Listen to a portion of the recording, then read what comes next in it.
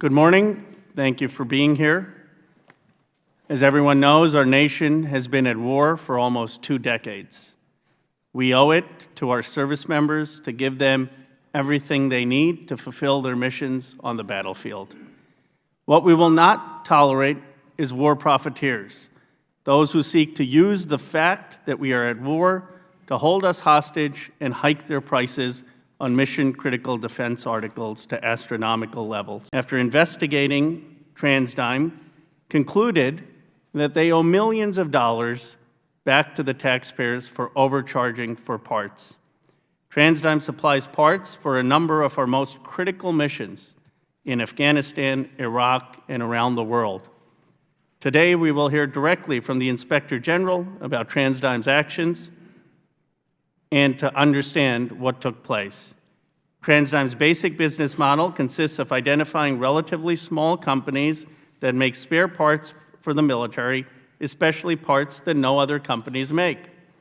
TransDigm then, according to the report, buys up these small companies, purchases the rights to produce the products, and then unfortunately jacks up the prices. The Pentagon has to pay knowing that they have a monopoly. As a result, contracting officers are in an impossible position. They have generals calling them from the field and demanding these spare parts to get their aircraft off the ground. But the prices they are charged are unconscionable. Let me give you an example. TransDigm manufactures a small part for the Freedom Fighter F-5. This part is called a quick disconnect coupling half. According to information that TransDigm provided to the Inspector General, the part costs only $173 to make. But the company charged the Defense Department $6,986 for a part that costs $173 to make. This is not rocket science. This is just wrong. The Inspector General found that even after factoring in all the costs and assigning a generous profit margin of 15%, the TransDigm charged the Pentagon an excess profit of nearly 4,000%.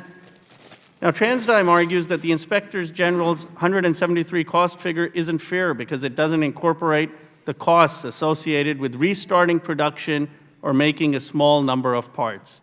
This is economic nonsense. We've consulted with leading economists, and they would tell you that argument wouldn't pass Economics 101.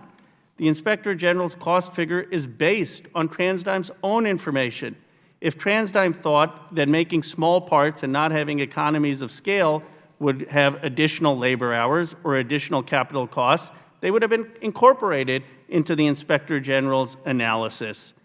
That's because the cost is based on the labor hours and capital that TransDigm provided, including the costs for making small parts as opposed to economies of scale. These are unfortunately not isolated incidents. They are the norm.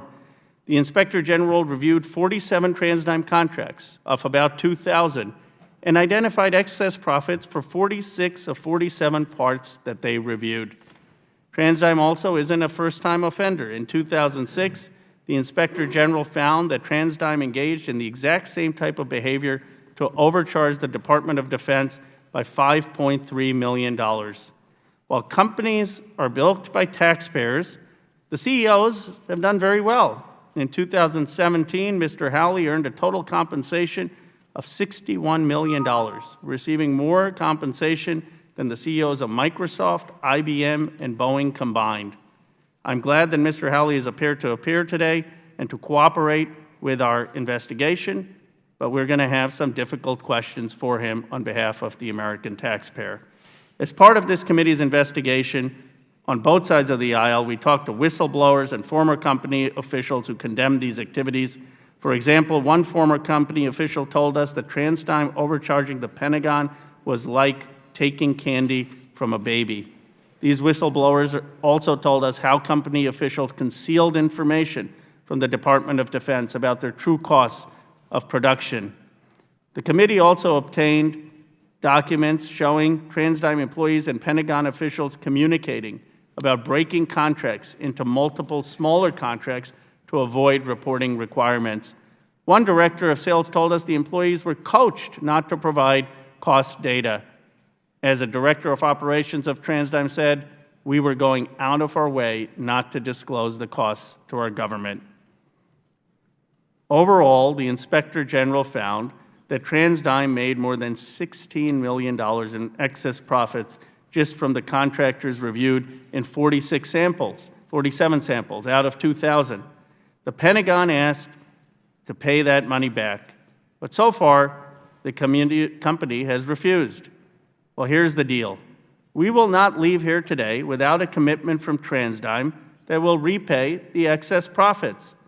Mr. Stein, we're demanding that TransDigm pay back an amount that is less than TransDigm paid you this year.